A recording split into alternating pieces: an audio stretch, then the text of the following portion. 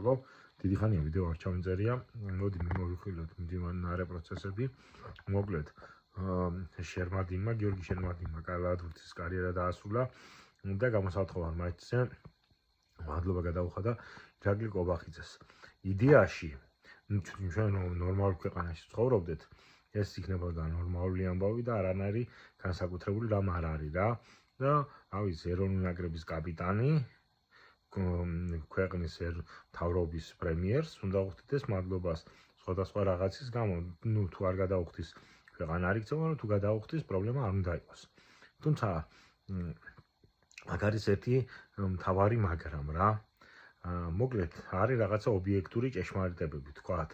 ობიექტური ჭეშმარიტება ის არის, რომ თქვათ თავისუფლება არის უზენაესი რამ. ასევე 9 აპრილის დროს ბევრი მიტმასნილი იყო, მაგრამ ის იდეა, რასაც თავისუფლება ექვია 9 აპრილის გმირების ჩრდილს არ აყენებს რა. მიუხედავად იმისა, იქ შემდგომ გამოჩნდა, რომ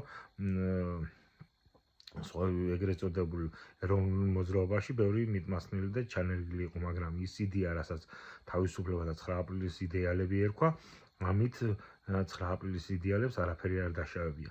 ესევე არის ევროპა. ევროპა რატო გვინდა? ევროპა იმიტომ გვინდა, რომ ვიყოთ დაცულები, ვიყოთ განათლებულები, ვიყოთ წარმატებულები და ბოლო-ბოლო იმიტომ, რომ რუსული ჭაობიდან, რუსული ჩინური ჭაობიდან თავი დავიცვათ და დავახციოთ.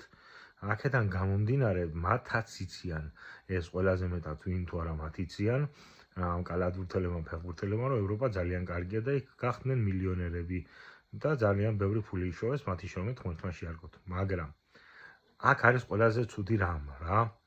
როდესაც მთელი მსოფლიო შეთანხმდა იმაზე, რომ ესენი პრაგმატულად კი არ ჩვენი ხელისუფლება პრაგმატულად კი არ აკეთებს იმას, რასაც აკეთებს, არამედ არიან პირდაპირ საოკუპაციო რეჟიმის იდეების განხმოვანებლები, რასაც ამბობს დუგინი, რასაც ამბობს ზახაროვა და ასე შემდგომ, იგივეს იძახიან და აკეთებენ ესენი.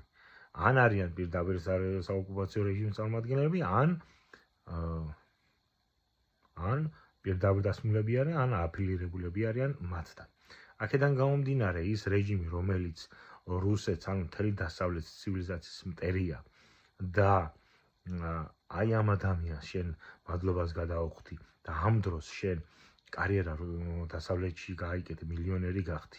ეს არის უსინდისობის და ნაძილობის ფსკერი. და აი ამიტომ ქონდა ეს რეაქცია ხალხს, რაც ქონდა და არა იმიტომ, რომ პრემიერს მადლობა გადაუხადა თქვა ყოფილმა კალათბურთელმა. ალბათ თქვენ იცით, კარგად იყავით.